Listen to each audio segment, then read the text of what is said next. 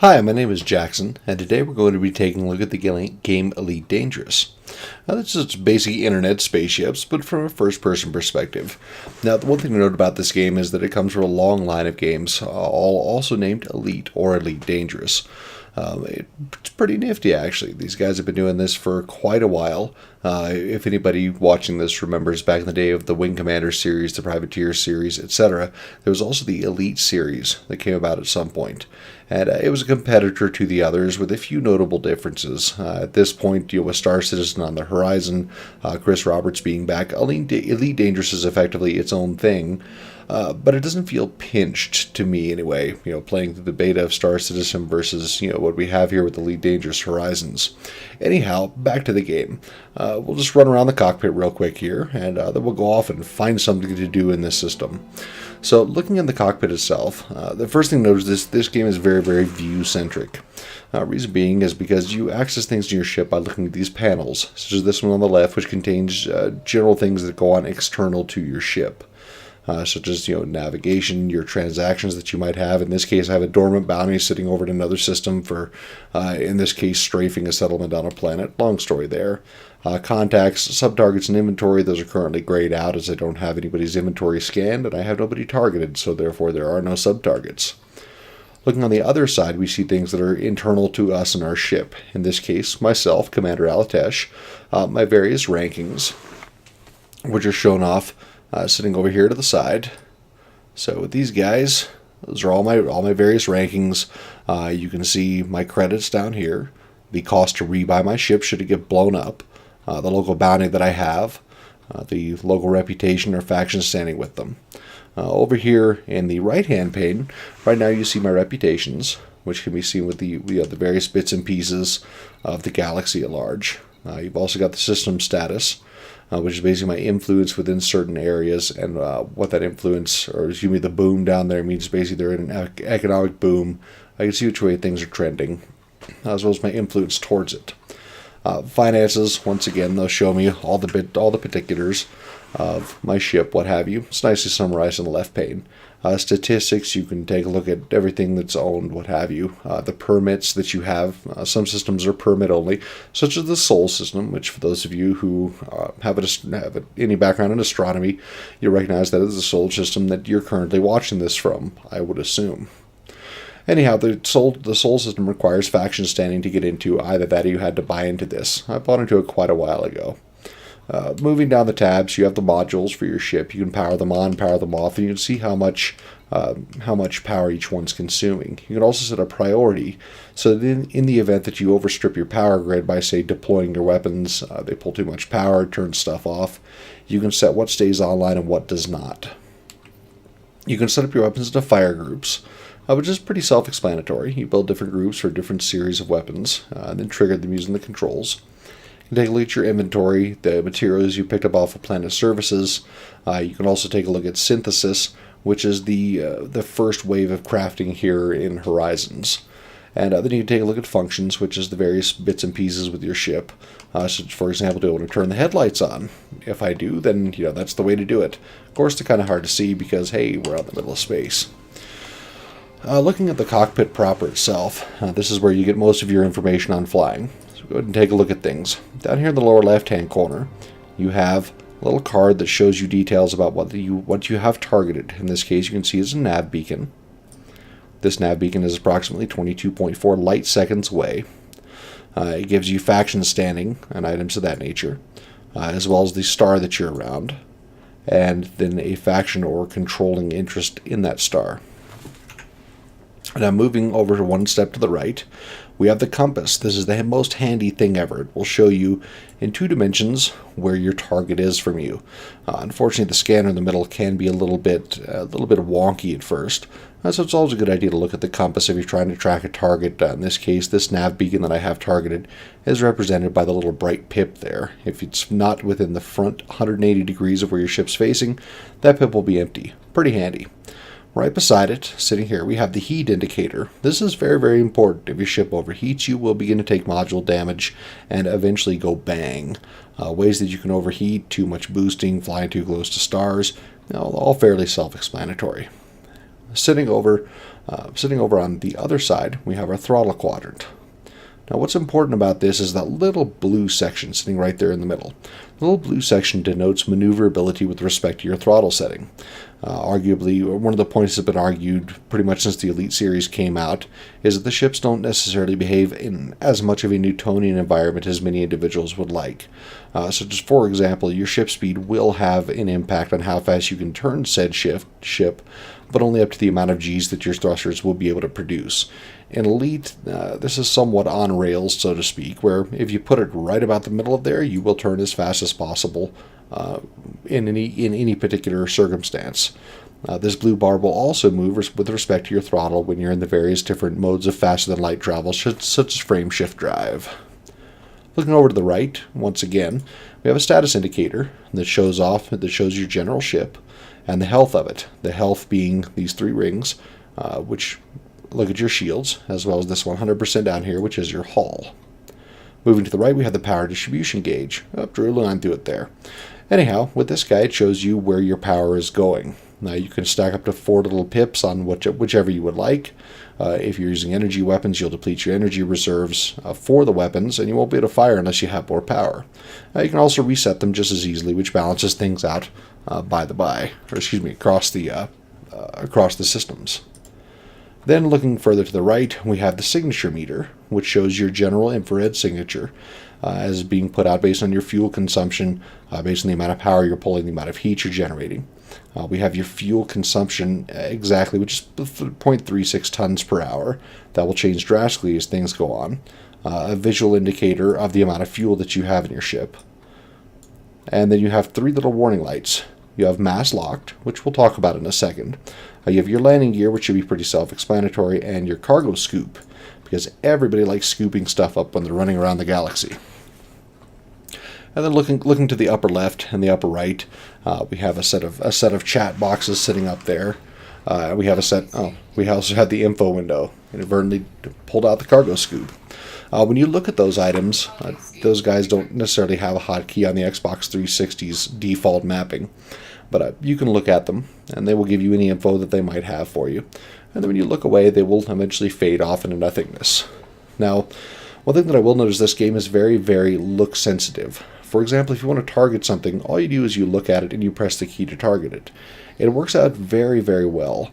In the event that you don't care for controllers, you don't have a HOTAS, and you're just kind of one of those folks that's like, well, maybe I'll try it, but I don't want to, spend a bunch of money on it.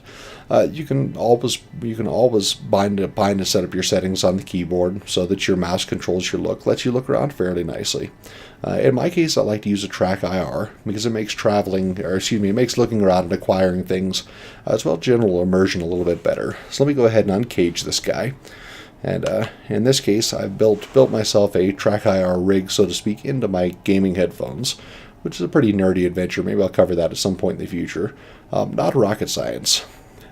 So speaking of rocket science, within the Elite world, there are several different modes of moving about. The first one is in regular space. Our speed indicator there in the lower right, which is currently settling about 220 kilometers per hour. With that guide, that's just showing kilometers per hour. However, that will change drastically. What we're going to do now is we're going to move over to the faster than light mode, called frame shift. You simply do that with the correct hotkey.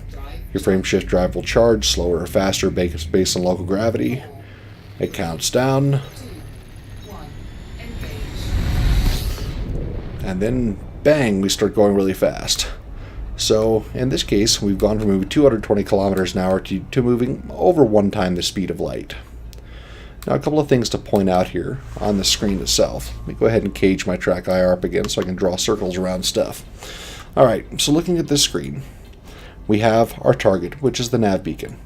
We have our distance to it, which in this case is 11 light seconds dropping, as well as our arrival time at our current speed, which is 51 seconds.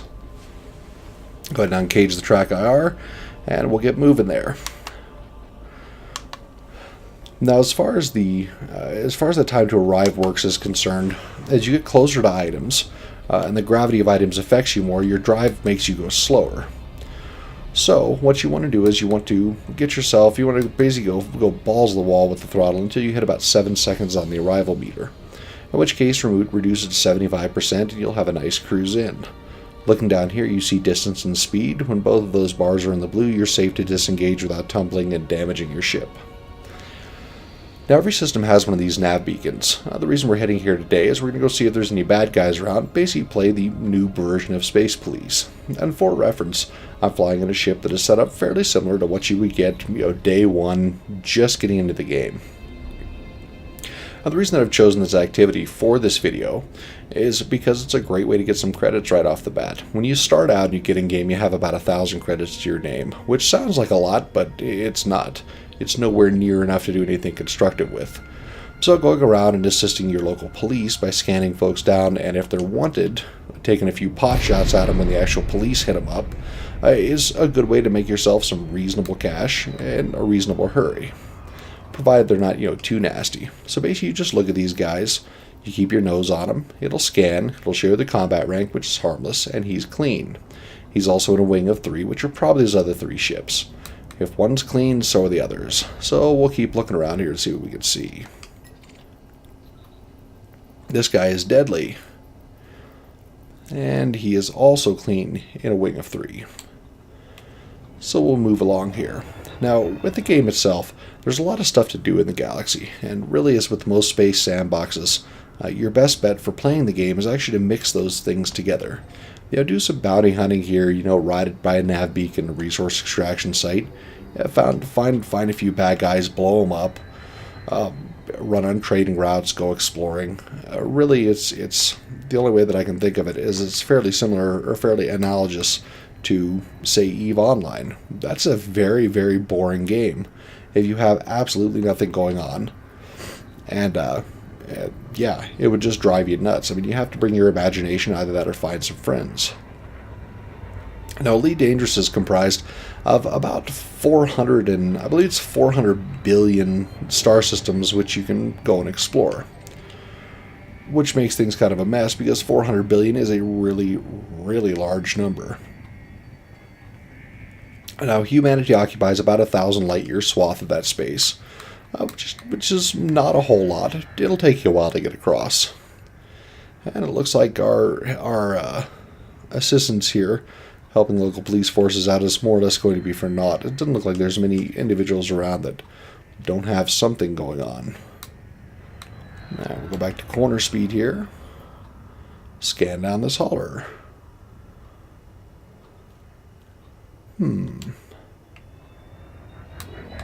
Oh, well, that's probably not the hauler.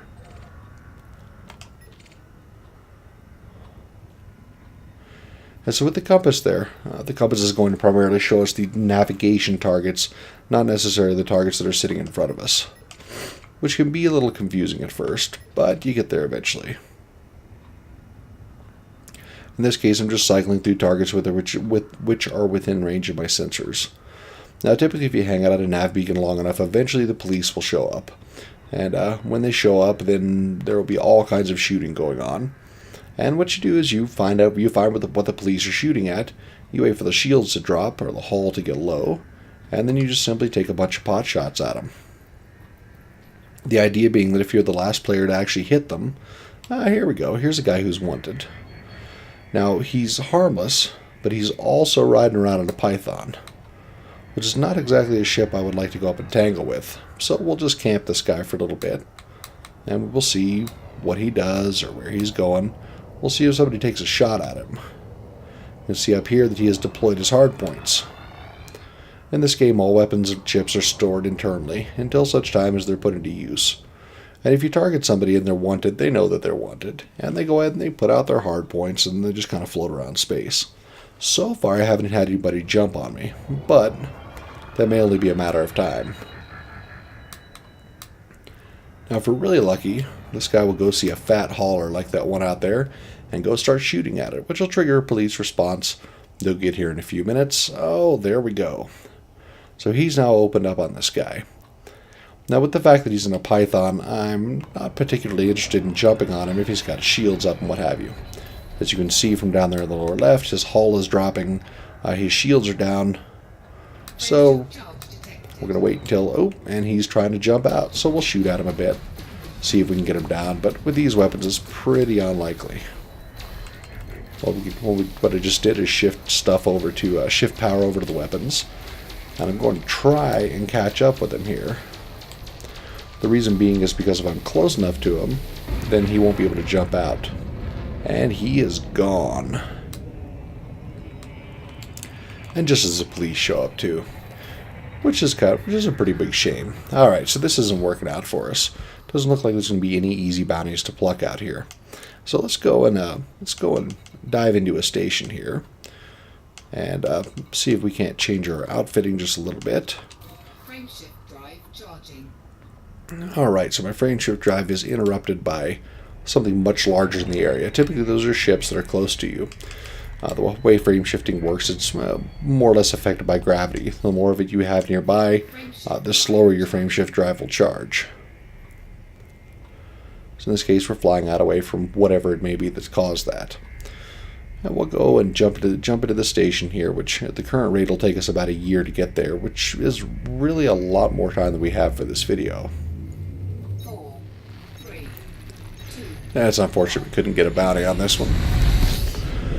So with the Elite franchise, there was the original Elite Dangerous, and that bad boy came out in beta form a while back. Honestly, I don't remember specifically when it came out. However, that hit the quote-unquote full release version this last December when Horizons was announced. Now, with Horizons adds in a bunch of content. It adds in the ability to land on planets, and it is in fact a year's worth of content or a season's worth of content. This caused a bit of an uproar within the community, which I don't quite understand. I look at other games like this, which are an MMO. There are other people in them that are generally pretty big and expansive. Most of them want to charge you $15 a month, which is, give or take a few pennies, $180 a year. All prices US, of course.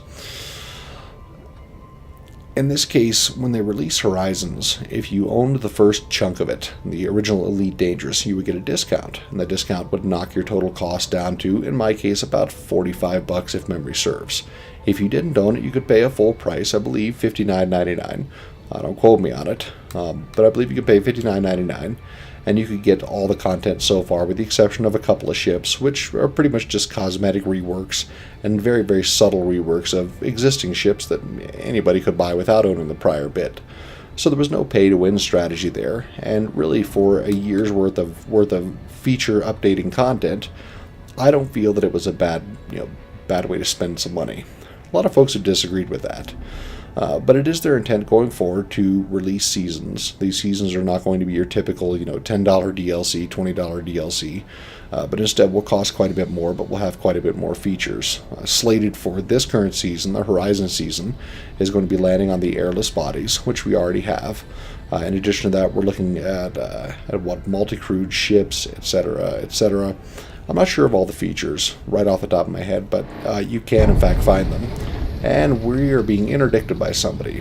So when you're flying in faster than light, you have there's a module that lets you break other people out of this faster than light travel, and that is exactly what's happening to us at the moment.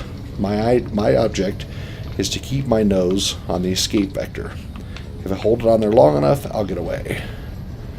If not, I come screaming out of hyperspace. There we go. We managed to evade the interdiction. I note that I'm playing in the solo side of the world, and because of the solo side of the world, that means that was an NPC that tried to interdict me. It was kind of interesting. I mean, at least they come after you. It was fairly fun.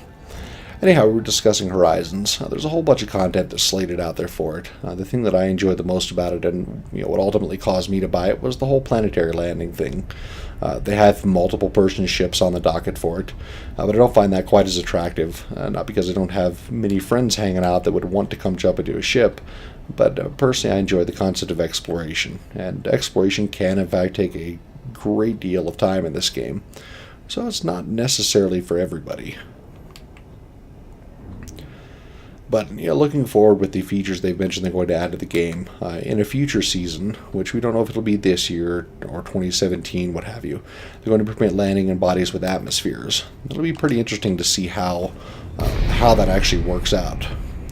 Now here we are at a starport. The starports come in various flavors. In this case, I believe this one is called a Coriolis starport. It really doesn't so much matter as the functional bits and pieces of all these bad boys are the same. Basically, you look for the end. Oh, look at that! I got a tell from an NPC from Fenchurch Windham. I'm coming for you.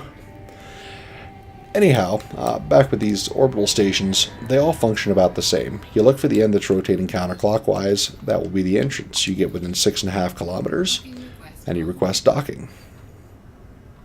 Now, at some point, you will note in the upper left, there is that point that I've entered a no-fire zone. So if our NPC friend there decides that he really wants to come get me and he opens up on me here, the station will open up on him. And the way they've got it set up is that you generally won't survive a station opening up on you. It's just not how it's going to work out for you. Alright, so we are going for landing pad 1, which generally number 1 is right inside the door. The only time that you'll be denied entry to the... there we go. The only time that you'll be denied entry or docking privileges is when a starport is full if you're playing in open, or if you're out of range. So it's 6.5 kilometers. I mean, everybody does it at least 3 or 4 times. They're like, well, why am I getting denied? And then you discover you're 16 kilometers out from it.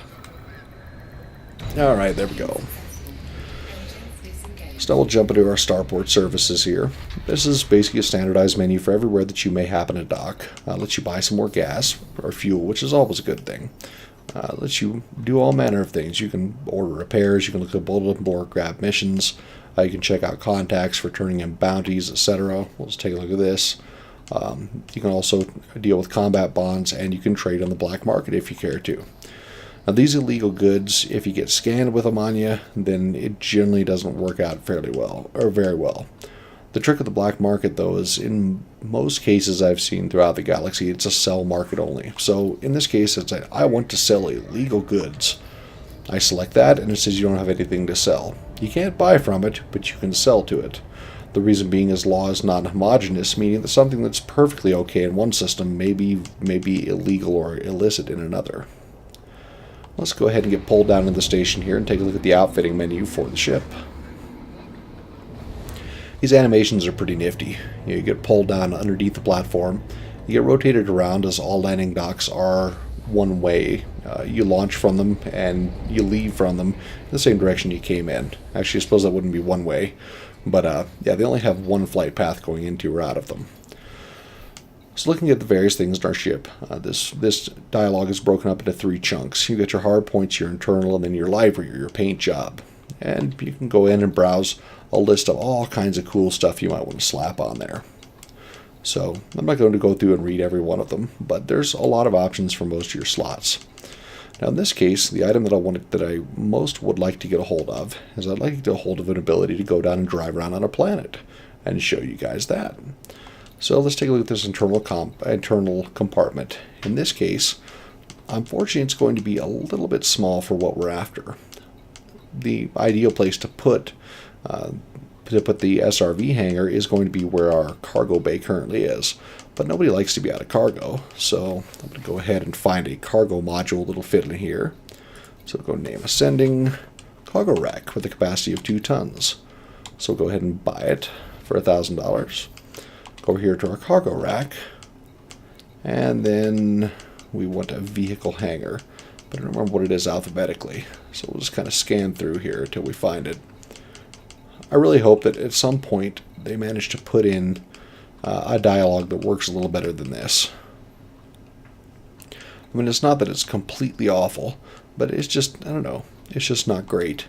Now, it requires you having a pretty good idea of what you're doing. One interesting thing to note here is that as your ship gains mass, your ability to jump through hyperspace, which we haven't quite taken a look at, decreases greatly.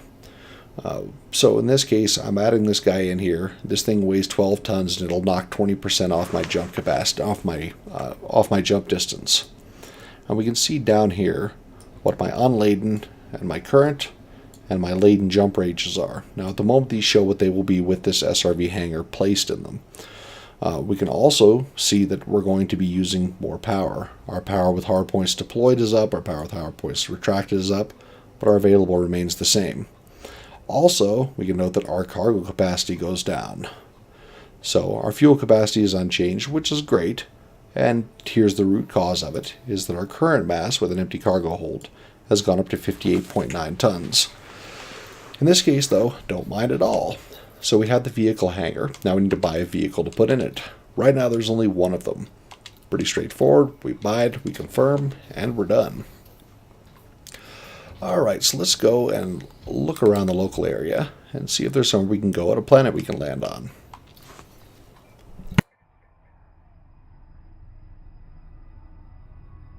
So running around here, right now we are in Aciellus Primus.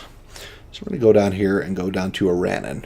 Now it's worth noting that the galaxy is just a huge, humongous place. Those 400 billion stars that you can go find yourself and get lost in, they're all located inside of this galaxy. As a matter of fact, the middle of the galaxy is Sagittarius A. And generally, if there's a particular constellation in the sky that you happen to like, you can find it represented in the game, which is pretty nifty. Matter of fact, if you're out in the Pleiades, you can check out some life that was recently discovered. Alright, so we're going to head down here to Aranan. So we'll go ahead and select that guy. We'll plot our route to it. And then we'll jump into the system map, which will show us what all is out here. So let's take a look. Let's take a look at Aranan 2. And we'll go and we'll look on the surface here and take a look at this particular settlement. Now, something important to know with the settlements, and I had to learn this from the hard way. When you look at a planetary settlement, you can't land at all of them. They're not like the stations where they will all accept you. Instead, you have to look for this chunk of information over here, specifically docking. If they don't have the docking service, then you're not going to be able to land at them. In this case, though, approaching them is fairly straightforward. So what we'll do is we'll select him, and we'll make sure that our route is set. And then we will go fly over there. And we'll go ahead and approach it, set down, go drive around in the SRV, and that's where we'll end. And this content is exclusive to the Horizons update, but I think it points out somewhat of the direction that the whole game is going. Now, one other item to note is that it is extremely difficult to cover a game of this magnitude, this size, and this level of ambition in one video. And this thing is quite the brainchild. It's quite the work. I mean, the Elite series has been around for a very, very long time, and with the quality of this game and the the playability, and the fact that it's a great sandbox, I would suspect that it will be around for a long while to come, which is great for folks like me who like flying around in their internet spaceships from a first-person perspective and without the need to make millions of spreadsheets in order to get there. So lined up on Aranan, you'll notice the mass locked light down there in the lower right-hand corner is still turned on. What this means is we're so close to the station that our faster-than-light drive cannot engage.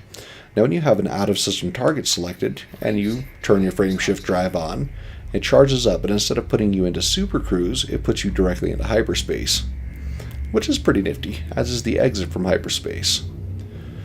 So this guy will charge up, and then we'll count down, and then we'll go. Well, the time you spend in hyperspace is not representative of how far it is that you actually travel while in hyperspace. Some folks also refer to this as witch space. I mean, it is somewhat creepy. If you're playing it late at night, the sound effects can be a little disturbing. There are folks that claim to have heard all kinds of crazy stuff. Within the confines of hyperspace, that is. And some folks are legitimately creeped out by it. Alright, so we are heading to Boardage Works. Boardage Works is sitting on this little planet that's currently 600 and change light seconds away from us. As you can see, as we get further from the star, we're still accelerating. Alright, we want to keep our acceleration at max, keep our throttle tapped out until we hit 7 seconds time to arrive, and then drop it to about 75%. That'll give us a nice, easy run in. 9, 8, 7, alright, we go back to 75%, give or take. Now note that I am playing this game with an Xbox controller. In my case, it's just kind of a simple way to get some control over some of these games, a couple analog sticks.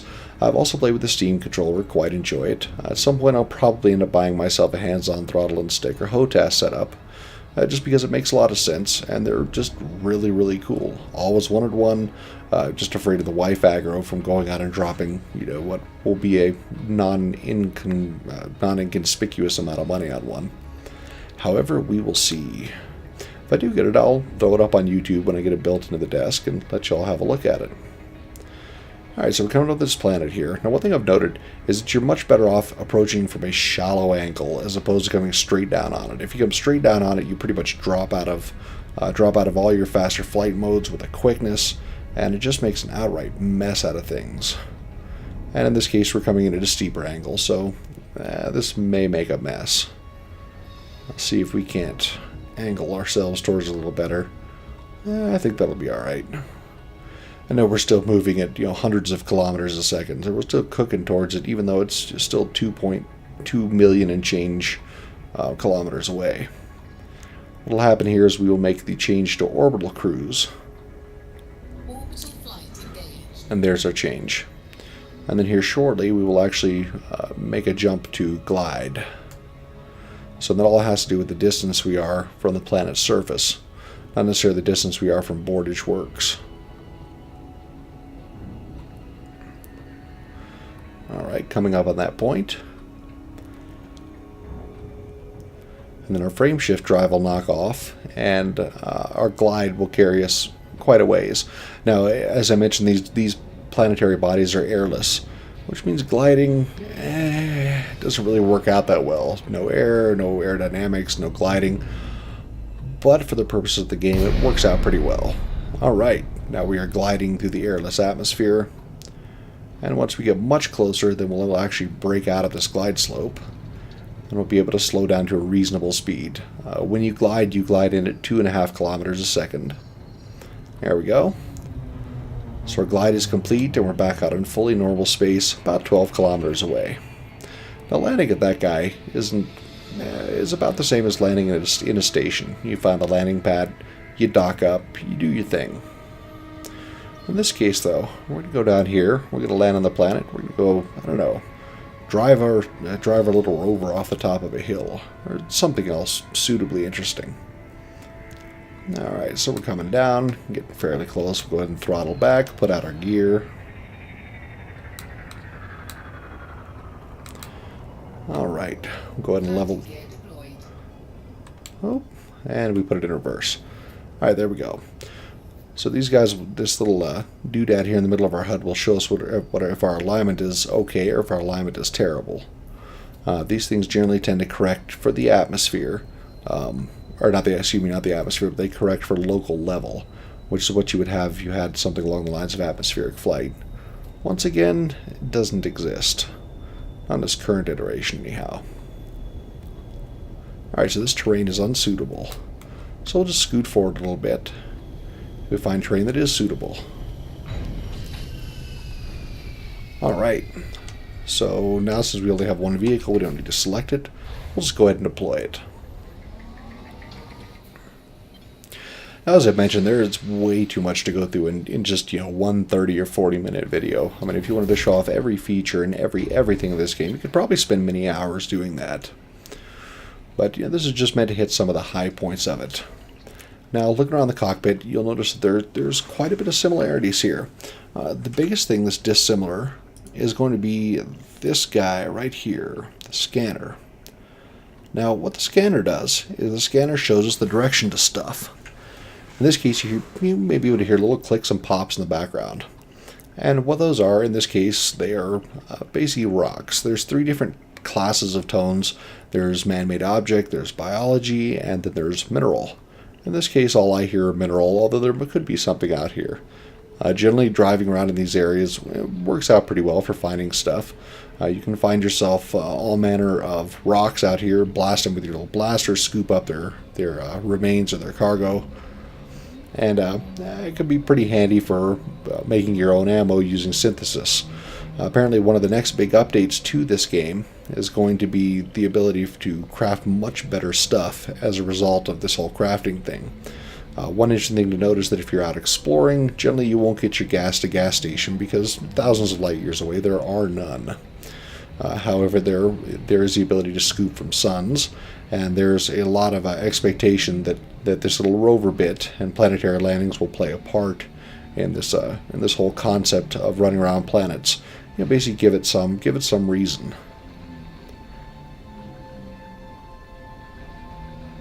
There we go. We can hear our ship on the scanner as well as see its return, which is, I don't know, it's pretty nifty. So I enjoyed riding these little rovers around. I haven't explored much in the way of really cool areas. There have been a couple of moons with next to no gravity. Got some really nice, really sweet jumps out there, but yeah, I'm a little redneck like that. You can use boosters on the bottom of it to send you flying through the air. So you can also bust the thing up. That jump cost me 6% hull. And here we have the Sidewinder, which is the starter ship in the game. Personally, I think the thing is an amazing amount of ugly packed into a small package. It's like somebody hacked the end off a doorstop, which is why I bought a different ship as soon as I could. That, and it's not particularly useful in some cases, or in many cases. It's just too small without the fitting room, which makes it an ideal starter ship. So anyhow, that's a look at Elite Dangerous Horizons and just a general overview. I'm at the risk of repeating myself too many times. There's just way too much that's a part of this game that then you can just go through in one short little video. That's why I've got a whole series of them that I'm working on, going through the various professions, the various other bits and pieces of the game, as well as anything that I might happen to find interesting. My end goal being to go out and go exploring in the middle of nowhere, space-wise, see wild things, find ourselves interesting creatures, whatever the case may be. But this is where we're going to close this time. And if you like this video, you enjoyed it, or if I missed anything egregious or you totally disagree with everything I've said, leave me a comment below. And if you would like to stay in tune with my channel, please feel free to subscribe and or like this video. Thank you much, and fly safe.